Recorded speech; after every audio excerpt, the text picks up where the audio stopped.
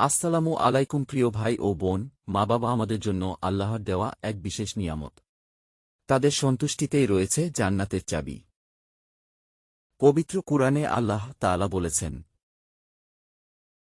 وَقَضَىٰ رَبُّكَ أَلَّا تَعْبُدُوا إِلَّا إِيَّاهُ وَبِالْوَالِدَيْنِ إِحْسَانًا।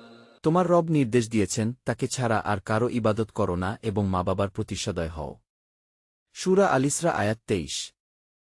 আজকের এই ব্যস্ত জীবনে আমরা মা বাবাকে ভুলে যাই, অথচ তাদের সন্তুষ্টিতেই আল্লাহর রহমত রয়েছে। আসুন আমরা মা বাবার যত্ন করি, তাদের ভালোবাসি, তাদের জন্য দোয়া করি। আল্লাহ আমাদের মা বাবাকে জান্নাত দান করুন, আমিন।